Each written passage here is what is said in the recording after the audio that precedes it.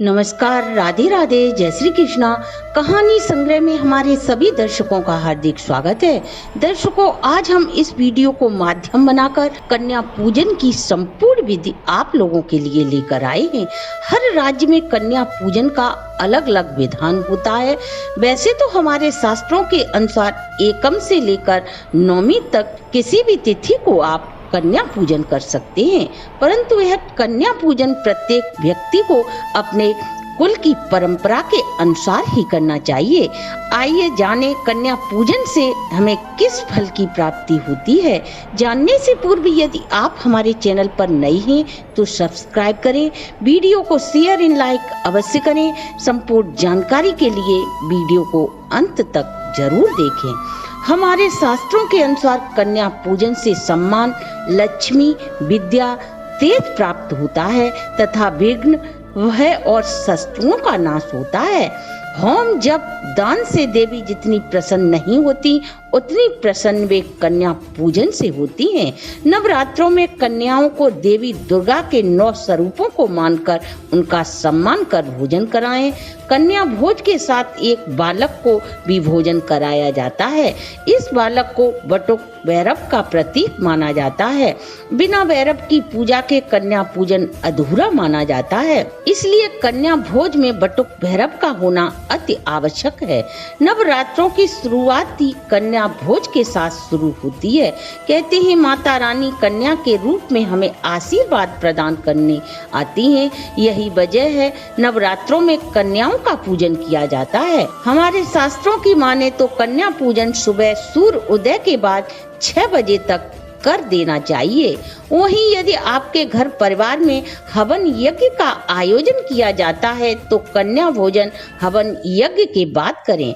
वैसे तो कन्या भोज नवरात्रों में एकम से नवमी तिथि को किसी भी दिन कर सकते हैं, परंतु अष्टमी और नवमी तिथि को कराया गया कन्या भोज अति उत्तम माना जाता है। हमारे भविष्य पुराण और देवी भागवत पुराण में कन्या पूजन व भोज का विस्तार से वर्णन किया गया है। नवरात्र व्रत बिना कन्या भोज कराए निरर्थक माना जाता है। कन्या पूजन आप अपने कुल की परंपरा के अनुसार ही करें तो अधिक उत्तम होगा। हमारे शास्त्रों के अनुसार 2 वर्ष की कन्या से लेकर 9 वर्ष की कन्या का पूजन कर भोज कराना अति उत्तम फल देने वाला होता है। कन्या भोज में 9 कन्याओं का ही पूजन करें।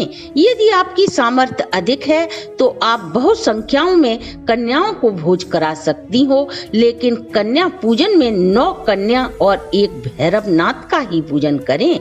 हमारे शास्त्रों के अनुसार 2 वर्ष की कन्या को कुमारी, 3 वर्ष की कन्या को त्रिमूर्ति, 4 वर्ष की कन्या को कल्याणी, 5 वर्ष की कन्या को रोहिणी, 6 वर्ष की कन्या को कालिका, 7 वर्ष की कन्या को चंडिका, 8 साल की कन्या को शांभवी, 9 साल की कन्या को दुर्गा और 10 वर्ष की कन्या को सुभद्रा का स्वरूप बताया गया है। प्रातः स्नान आदि कर खीर पूरी हलवा तैयार करें। कन्या को भोज कराने वाले स्थान को साफ कर गंगा जल से पवित्र करें। कन्याओं के पैर धोने के बाद उन्हें आसन पर बिठाएं और उनकी आरती करें। कन्याओं को प्रसाद खिलाएं। कन्या पूजन की संपूर्ण विधि एक दिन पूर्व सभी कन्याओं को आदर पूर्वक निमंत्रण करें। कन्या पूजन से पूर्व घर स्वच्छ होना अति आवश्यक है। अगर आप अष्टमी को कन्या पूजन कर रही हो तो सुबह स्नान कर सर्वप्रथम गणेश और गौरी का पूजन करें। वहीं यदि आप नवमी को कन्या पूजन कर रहे हो तो गणेश पूजन के साथ सिद्धार्थी का पूजन करें। इस कन्या भोज में 2 से 9 वर्ष की कन्याओं को ही आमंत्रित करें।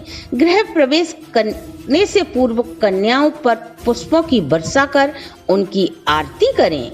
भोजन कराने के बाद कन्याओं को कुमकुम और अक्षत का टीका लगाएं और फिर सभी कन्याओं के हाथ में मौली बांधें। इसके बाद सभी कन्याओं को विदा करें। कन्या भोज में खीर पूरी चना अवश्य ही होना चाहिए। इसके साथ ही फल फूल मेवा रुपए आप अपनी सामर्थ्य के अनुसार देकर कन्याओं को विदा करें। दर्शकों, ये थी कन्या पूजन की समस्त जानकारी। अगर आपको हमारी प्रस्तुति अच्छी लगी हो तो आप हमारे चैनल को लाइक, सब्सक्राइब और शेयर करें।